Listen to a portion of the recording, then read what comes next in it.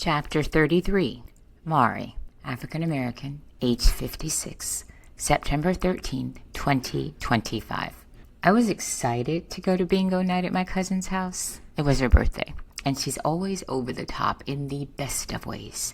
Bingo banners draped across the tables, a decorated bingo tree, dabbers and boards neatly arranged, food spread in abundance, and wine set out for whoever wanted a glass.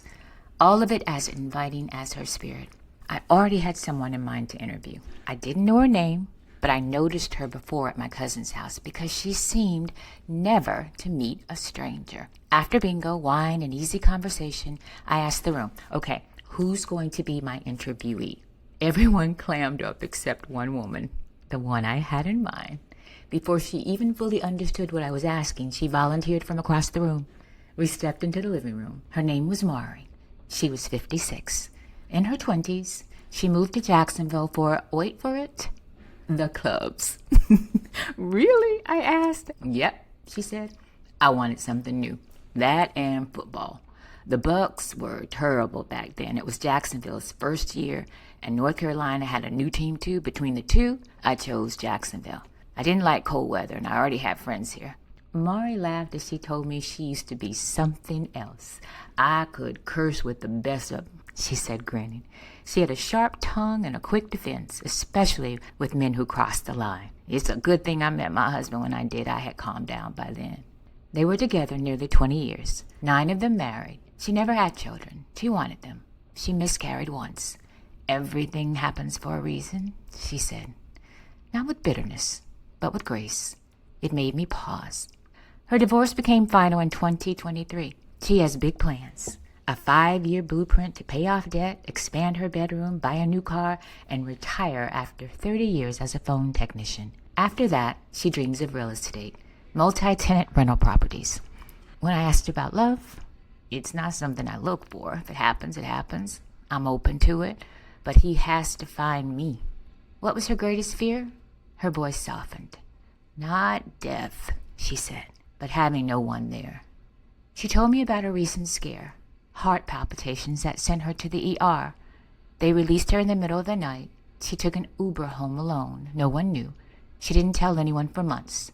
When she finally told her close friends, they fussed at her, the way real friends do. And then they made a plan, who to call, who had keys, how to make sure that never happened again. Friends are her anchor. They're everything, all I have. She named them. Kendra, Charlene, Tina, sisters in all but blood. Her soft spot is the elderly. She talked about her work. Many older people still cling to corded phones, confused by fiber and battery backups. They get lost, so I sit with them, show them where things go, explain it in a way they can understand. As she spoke, I heard something deeper, a quiet hope that someone would one day take that same kind of time with her. Then she shared something hard.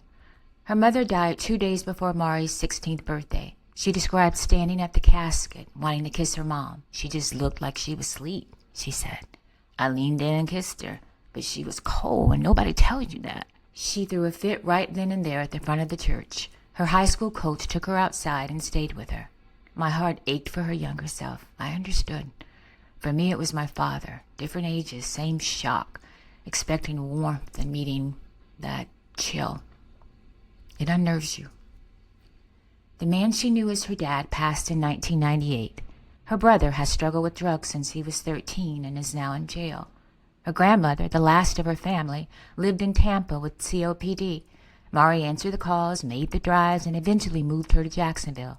She says I was too bossy. Mari laughed. So she got her own house. Mari cared for her until she passed in 2011. She comes from a family of smokers. Her mother, her grandmother, her brother. Mari still is. She's lived through grief, heartache, and loss. She's also lived through the thrill of loud clubs, deep laughter, and the calm of settling into herself at just the right time.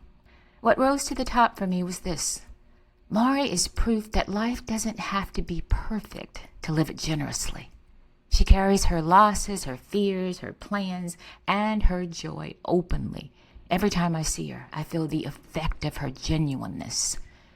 We may not all have her outgoing personality, But we each have the opportunity to be kind, to be open, to be real.